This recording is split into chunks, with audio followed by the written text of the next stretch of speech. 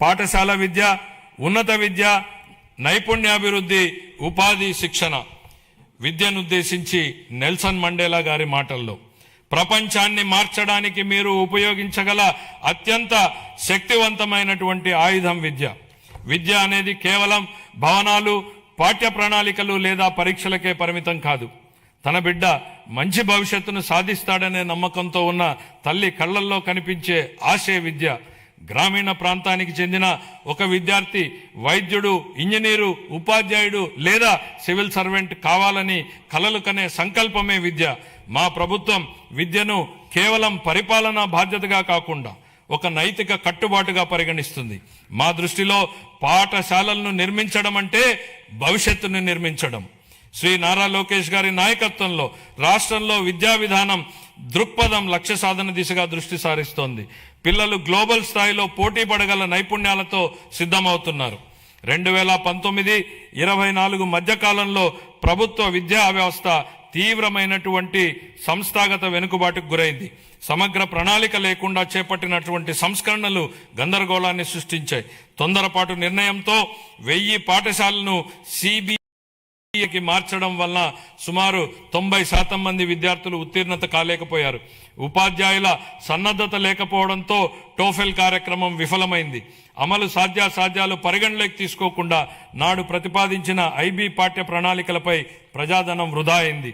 నాడు నేడు కార్యక్రమంలో పరిపాలనా వైఫల్యం కారణంగా 7,876 కోట్ల విలువైన మౌలిక సదుపాయాల పనులు అసంపూర్తిగా మిగిలిపోయాయి.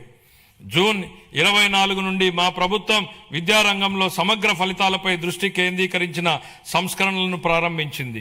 తల్లికి వందనం, మనబడి మన భవిష్యత్తు, డొక్కా సీతమ్మ మధ్యాహ్న భోజన పథకం, పారిశుద్ధ్యం మరియు నిర్వహణ విధులు,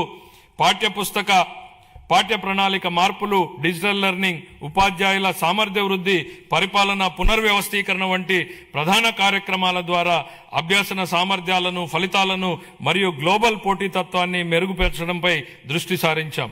లెర్నింగ్ ఎక్సలెన్స్ ఇన్ ఆంధ్రప్రదేశ్ కింద KG to PG విద్యా సంస్కరణ నమూనాను ప్రారంభించాం.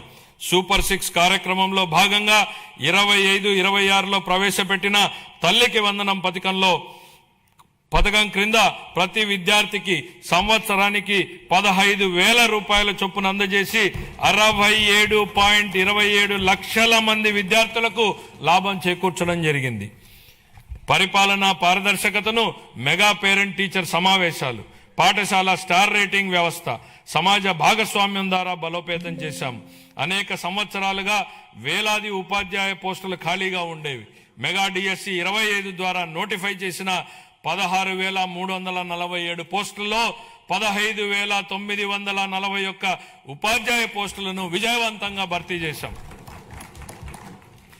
ఉపాధి, గౌరవం మరియు అవకాశాలను సృష్టించినప్పుడే వృద్ధికి అర్థం ఉంటుంది. భవిష్యత్ ఉపాధి అవసరాలకు అనుగుణంగా సమగ్ర నైపుణ్యాభివృద్ధి వ్యవస్థను రూపొందిస్తున్నాం. విద్య మరియు పరిశ్రమలు మరియు అభివృద్ధి చెందుతున్న సాంకేతిక రంగాల మధ్య సమన్వయంపై దృష్టి సారించాం. ప్రత్యక్ష అనుభవాల్ని కల్పించేందుకు అన్ని ప్రభుత్వ ITIలు 167 పరిశ్రమల భాగస్వామ్యంతో అవగాహన ఒప్పందాలు కుదుర్చుకున్నాయి.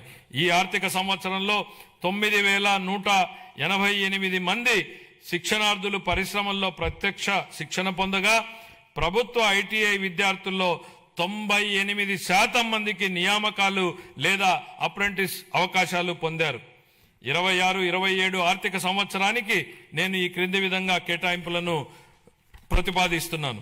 పాఠశాల విద్యాశాఖకు 32,308 కోట్ల రూపాయలు, అందులో ప్రజా పాఠశాలల మౌలిక వసతుల సమగ్రాభివృద్ధికి 1,500 కోట్లు, ఉన్నత విద్యాశాఖకు 2,567 కోట్లు, నైపుణ్యాభివృద్ధి మరియు శిక్షణ శాఖకు 1,232 కోట్లు.